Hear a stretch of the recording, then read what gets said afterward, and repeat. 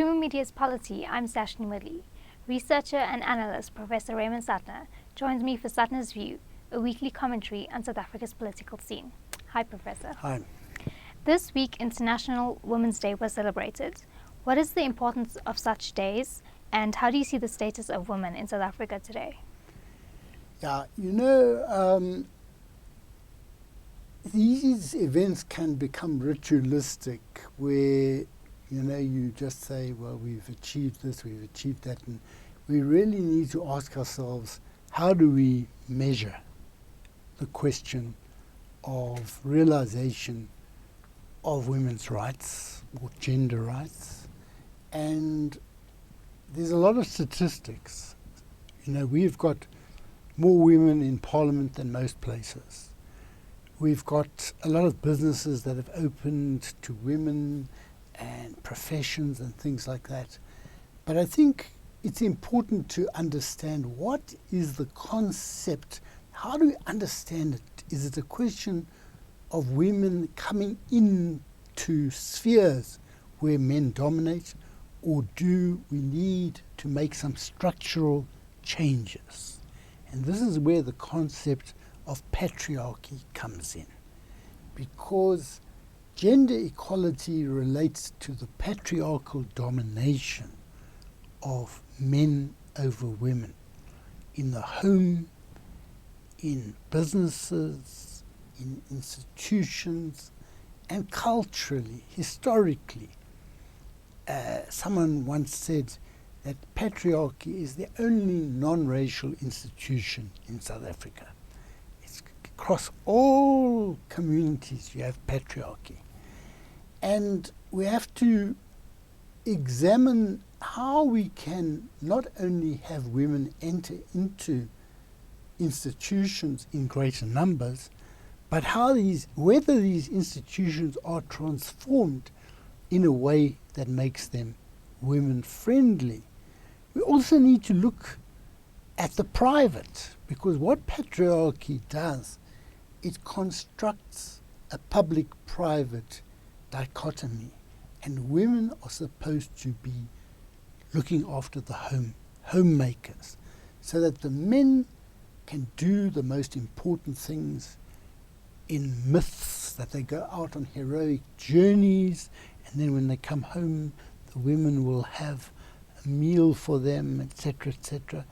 Or when they come back from work in South Africa today, the meal is ready.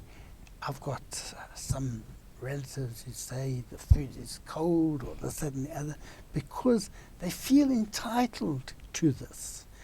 And sometimes women are actually trained to be professionals, but it is assumed that the primary caregiver is the woman. And in the case of women who are able to employ a domestic worker, mainly whites, they will nevertheless have to oversee what is happening, to see, Mary, is the food on? Or are the boys doing this? Etc., etc. Now that is not the man who's be phoning the domestic worker, but it will be the woman who will be doing that. Secondly, if a woman does get into a professional position, well, let's take it from the stage of being a girl. When they are at school, are the conditions for girls and boys the same? Girls menstruate. Are there provisions? Sanitary pads? Are there sanitary conditions? There's the water, all of these things.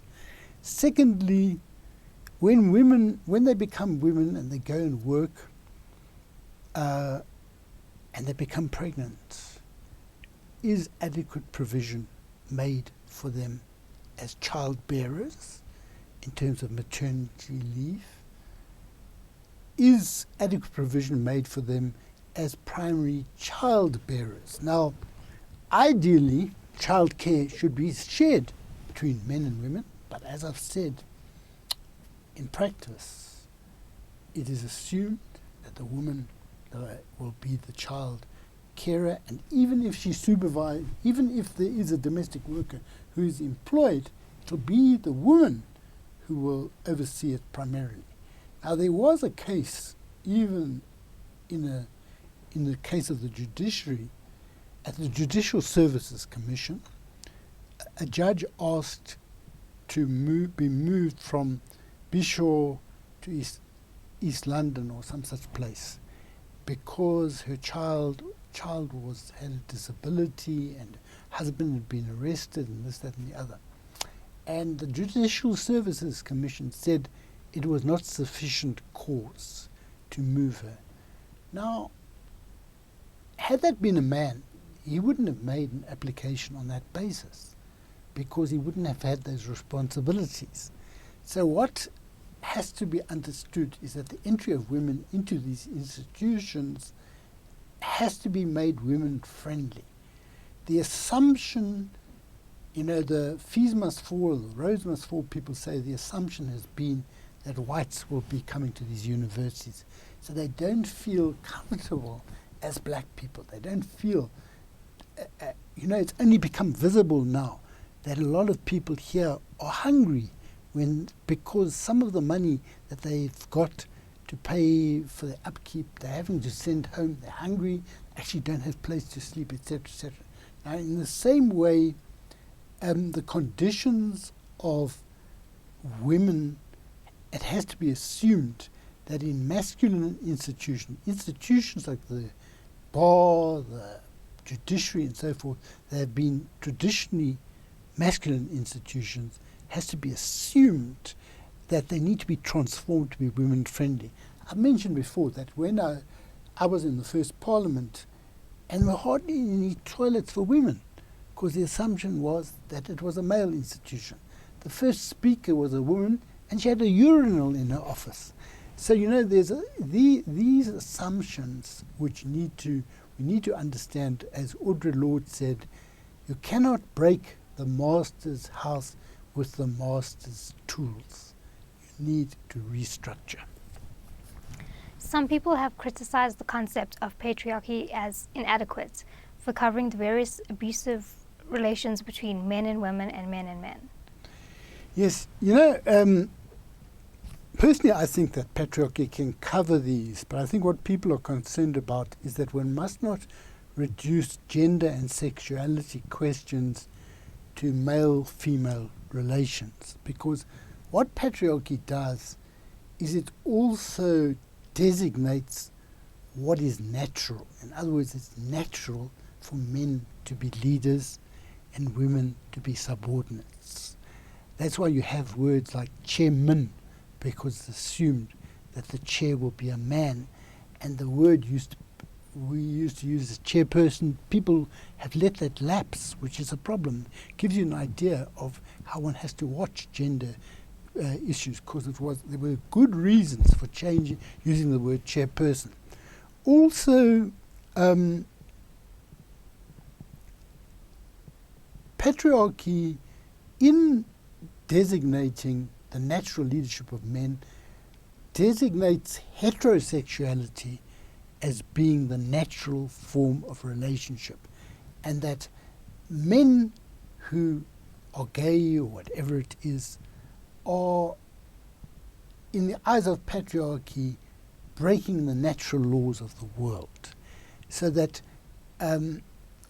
all men are expected to be strong and to lead and all of this, and there is a tendency for male-male conflict to arise because some men do not conform to what is supposedly the natural norms for men and in their sexual relations and so forth. So that, and I personally believe that this can be covered by patriarchy, insofar as we can also say that patriarchal behavior is not restricted to men. When a woman goes into a position that has traditionally been held by a man, it's quite possible that the woman will adopt the same modes of behavior towards others, men and women. So that patriarchy is literally rule of the man over family and other subordinates, but patriarchal ways of conduct are not restricted to men necessarily. They can happen in gay relationships between gay partners, that one of the partners plays the role of a husband in a patriarchal way, or as in male-female relations, there can be a relationship of equality. So I'm not opposed to using other concepts to cover these other factors, but I think patriarchy could well cover it. However, we must understand patriarchy is a historical concept. It doesn't mean the same in all contexts, and there can be more benevolent forms of patriarchy. For example, some people say women are decorative and men say they're playing a protective role. But under apartheid, if a child was going to be arrested and the father intervened, that is a benevolent form of patriarchy. So I think we've got to understand that we've got to look at it. There are patriarchies.